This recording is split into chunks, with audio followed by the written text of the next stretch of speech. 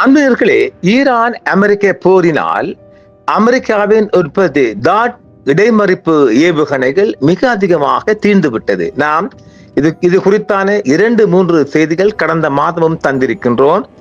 அமெரிக்காவின் இடைமறிப்பு ஆயுதங்கள் பெருமளவு தீர்ந்துவிட்டது. அதற்கான காரணம் வளைகுடாவில் கட்டார், அமெரிக்கா, அமீரகம், குவைட், இந்த நாடுகளிடம், ஜோர்டான் போன்ற நாடுகளிடம் ஈரான் அனுப்பிய ஏவுகணைகளை வழிமறுத்ததில் பெருமளவு தீர்ந்துவிட்டது. இது இஸ்ரேலுக்கும் பொருந்தும், இங்கு வளைகுடா நாடுகளுக்கும் பொருந்தும், அமெரிக்காவுக்கும் பொருந்தும். ஆனால் ஈரானை பொறுத்த வரைக்கும் பெருமளவு ஏவுகணைகள் லட்சக்கணக்கான வகையில் தயார் நிலையில் இருப்பதாகவும் தகவல். இவைகளை முறியடிப்பதற்காக இப்பொழுது அமெரிக்கா தனது ஏவுகணையை 4 மடங்காக 444% அதிகரித்திருக்கின்றது. உற்பத்தி செய்யுமாறு அந்த லாக்ஹீட் மார்டின் நிறுவனத்துக்கு வழங்கப்பட்டிருக்கிறது உத்தரவு. அதாவது லாக்ஹீட் மார்டின் நிறுவனம் தான் இவங்களுக்கு இந்த இடைமறிப்பு ஏவுகணைகளை ப்ரொடக்ஷன் பண்ணும் ஒரு நிறுவனம். இப்பொழுது அந்த நிறுவனத்துக்கு $35 பில்லியன் வரையான 7 ஆண்டு கால ஒப்பந்தம் ஒன்றை செய்து அவசரமாக இதை வேணும் என்று சொல்லுங்க. அப்படியானால் அவசரமாக இதேன் செய்யப்படுறால் ஈரானுக்கும் அமெரிக்காவுக்குமான போர் கொண்டு வரப்போகுது. இதை நாம் ஏற்கனவே சொல்லியிருக்கோம் இல்ல. இது எங்க ஒரு முட்டுச்சந்தையில மோதப்போது நேற்றும் இன்றைக்கு முதல் தினம். நாங்க அதை பிறகு இரவு செய்ய தரம். இப்பொழுது உங்களுக்கு இந்த ஈரான் ஏவுகணைகளை ஃபேஸ் பண்ண இடைமறிக்கிறதுக்கு அயன்டோம் போன்ற இடைமறிப்பு ஏவுகணைகளை அதிக அளவு அமெரிக்கா ப்ரொடெக்ஷன் பண்ண வேண்டிய ஒரு தேவை கருதி அந்த ஆர்டரை கொடுத்திருக்காங்களாம் அண்மையில். இந்த செய்தியும் அமெரிக்காவிலிருந்து வெளிவந்திருக்கின்றது. ஈரான் போரினால் கையிருப்பு வேகமாக தீர்ந்து போன இடைமறிப்பு ஏவுகணை உற்பத்தியை அமெரிக்கா 440% வரை உயர்த்தியிருப்பதாக தெரிவிக்கப்படுகிறது. ஈரான் போரினால் கையிருப்பு வேகமாக தீர்ந்த பிறகு அமெரிக்கா தனது இடைமறிப்பு ஏவுகணை உற்பத்தியை தற்போதைய அளவிலிருந்து 4% வரை உயர்த்தி இருப்பதாக தெரிவிக்கப்படுகிறது. அமெரிக்க போர்த்துறையின் ஏவுகணை பாதுகாப்பு முகமை டெர்மினல் ஹை அல்டியூட் ஏரியா டிஃபென்ஸ் அமைப்புக்கான கண்டம் கடந்து ஏவுகணைகளை இடைமறிக்கும் ஏவுகணைகளின் உற்பத்தியை 4 மடங்காக அதிகரிக்குமாறு அமெரிக்கா உத்தரவிட்டிருப்பதாக இன்றைய செய்திகள் வெளிவந்த வண்ணமாக இருக்கிறது. லாக்ஹீட் மார்டின் நிறுவனத்திற்கு $35 பில்லியன் வரையிலான மதிப்புள்ள 7 ஆண்டு கால ஒப்பந்தத்தை வழங்கியுள்ளது அமெரிக்கா இராணுவ பிரிவு. இந்த ஒப்பந்தம் 2026 ஆண்டு தொடக்கத்தில் கையெழுத்திடப்பட்ட ஒரு கட்டமைப்பு ஒப்பந்தத்தை நீண்ட கால கொள்முதல் திட்டமாக மாற்றுகிறது. இது உற்பத்தி திறன் மற்றும் விநியோக சங்கிலியில் பெரிய முதலீடுகளை செய்வதற்கு லாக்ஹீட் நிறுவனத்திற்கு நம்பிக்கையை அளிக்கிறது. ஈரானிய படைகளுடனான பல மோதல்களை தொடர்ந்து ஆயுத கிடங்கு கடுமையாக தீர்ந்த பின்னணியில் இது நிகழ்ந்துள்ளது. நாம் ஏற்கனவே பலமுறை தந்திருக்கிறோம். அதாவது ஈரானை எதிர்கொள்வதற்கான மிக அதிகமான ஆயுதங்கள் தேவைப்படுகின்றது. ஏற்கனவே ஈரானை எதிர்கொண்ட வளைகுடா நாடுகளும் இஸ்ரேலும் அமெரிக்காவும் மிகப்பெரிய ஆயுத தட்டுப்பாடில் இருப்பதாக நாம் ஏற்கனவே செய்தி வழங்கியிருக்கிறோம். இப்பொழுது அமெரிக்க தரப்பிலிருந்து இந்த செய்திகள் கசிந்த வண்ணம் இருக்கிறது. குறிப்பாக பிப்ரவரி 28 முதல் 39 நாட்கள் நீடித்த மோதல்களின் போது அமெரிக்க ராணுவம் தனது இடைமறிப்பு ஏவுகணைகளை கையிருப்பில் பாதி அளவிற்கு மேல் செலவழித்து விட்டதாகவும் தெரிவிக்கப்படுகிறது. இப்பொழுது ஈரான் இல்லாமல் ஐரோப்பிய ரஷ்யாவோ வேறு எந்த ஒரு தைவான் அந்த பக்கத்துல ஒரு சண்டை வந்தா கூட இவங்கள்ட்ட இடைமறிப்பான் இல்லை என்று சொல்லப்படுகிறது. ஏற்கனவே தனது ஆயுத கையிருப்பு கடுமையாக தீர்ந்திருந்த நிலையில் அமெரிக்கா பிப்ரவரி 28 அன்று ஈரானுடன் போரை தொடங்கியது.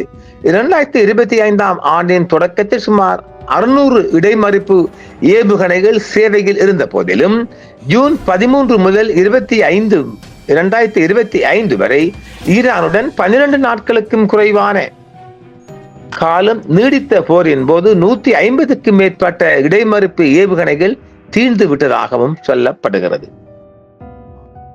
பிப்ரவரி 2026 முதல் தொடரும் 39 நாள் மோதலின் போது தாட் அமைப்புகள் மட்டும் பயன்படுத்தி மேற்கொள்ளப்பட்ட வான் பாதுகாப்பு முயற்சிகளுக்கு சுமார் $3.5 பில்லியன் செலவாயிருக்கும் எனவும் மதிப்பிடப்பட்டுள்ளது. அமெரிக்கா தரப்புக்கு மாத்திரம்.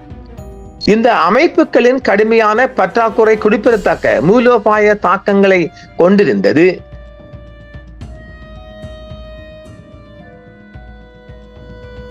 மத்திய கிழக்கு நாடுகளுக்கு மீண்டும் நிலைநிறுத்துவதற்காக தாட் அமைப்புகள் நாட்டிலிருந்து திரும்ப பெறப்பட்டதன் காரணமாக பாதுகாப்புக்காக அமெரிக்காவில் சார்ந்திருந்ததை குறைக்க வேண்டும் என்ற தென்கொரியாவின் கோரிக்கைக்கு இது வலு சேர்க்கிறது.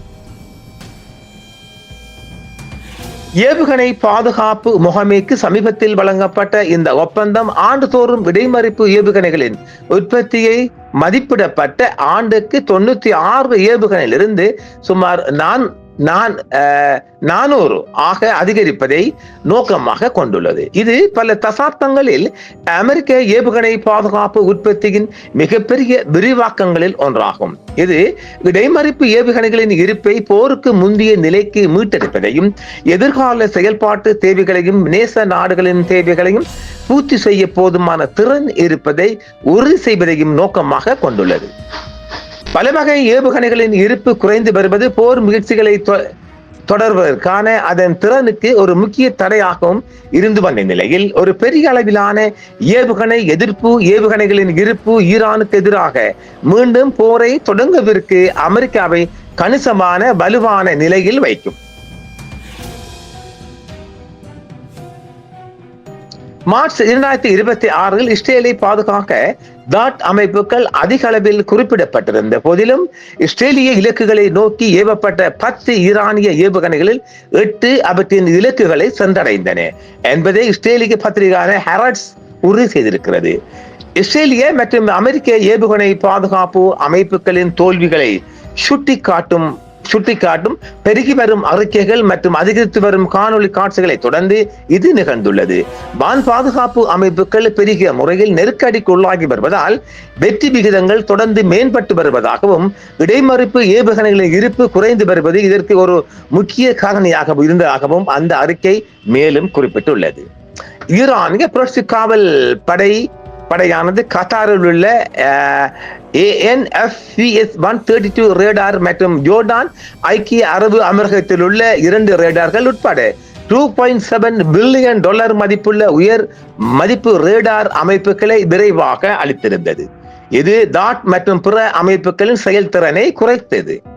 தாட் அமைப்புகளிலிருந்து அதிக எண்ணிக்கையிலான இடைமறிப்பு ஏவுகணைகள் கிடைப்பது தொடர் தாக்குதல்களுக்கு உள்ளாகும் அபாயத்தை குறைக்கும் என்றாலும் மேம்பட்ட ஊடுருவும் திறன்களுடன் கூடிய அதிநவீன பாலிஸ்டிக் ஏவுகணை வகைகளை ஈரான் உருவாக்கும் பிரச்சனைகளை தீர்ப்பதில் இது குறிப்பிடத்தக்க வகையில் பின்தங்கி உள்ளது. இவற்றில் மிகவும் குறிப்பிடத்தக்கது பதா 2 ஆகும். இது தனது மேம்பட்ட ஹைப்பர்சோனிக் சரக்கு வாகனத்தின் மூலம் உயர் மதிப்பு இலக்குகளை செயலிழக்க செய்யும் திறன்களை வெளிப்படுத்தி உள்ளது. மற்றொன்று மேம்பட்ட சூழ்ச்சி திறன் கொண்ட மறுநுழைவு ரீஎன்ட்ரி வாகனத்தை பயன்படுத்தும் பழைய மற்றும் குறைவான சிக்கலான பட்டா ஆகும். ஈரானிய பாலிஸ்டிக் ஏவுகணைகள் இஸ்ரேலுக்கு மேல் பலமுறை ஏவப்பட்ட ஏவுகணை எதிர்ப்பு ஏவுகணைகளை தவிர்த்து தங்கள் இலக்குகளை தாக்குவதை காணொலி காட்சிகள் காட்டியுள்ளன. ஈரானின் பல வகை ஏவுகணைகளை எதிர்கொள்வதில் அமெரிக்கா மற்றும் இஸ்ரேலிய அமைப்புகள் திணறி வரும் வேளையில் பசிபிக் போர்க்களத்தில் சீனாவும் வடகொரியாவும் கணிசமான மேம்பட்ட பாலிஸ்டிக் ஏவுகணைகளை களமிறக்கி உள்ளன. அவை தாட் அமைப்பை செயலிழக்க செய்யக்கூடும் என்றும் தெரிவிக்கப்படுகிறது. ஆக மீண்டும் ஒரு போருக்கான பிந்திய போருக்காக அமெரிக்கா பெருமளவு தாட் இடைமறிப்பு ஏவுகணைகளை ப்ரொடக்ஷன் பண்ணுவது என்பதுதான் உண்மை. பார்ப்போம் அடுத்து வரும் செய்திகளையும். நன்றி நேயர்களே. என்றும் உங்களுடன் சன்ரைஸ் இந்தியா டிவி சப்ஸ்கிரைப் பண்ணுங்கள், பெல் பட்டனையும் கிளிக் செய்யுங்கள். உங்கள் ஆதரவே எங்கள் சேவை. ஆதரவு தாருங்கள், அரவணைப்போம். மறக்காம சர்ப்ரைஸ் பண்ணுங்க. தேங்க்யூ.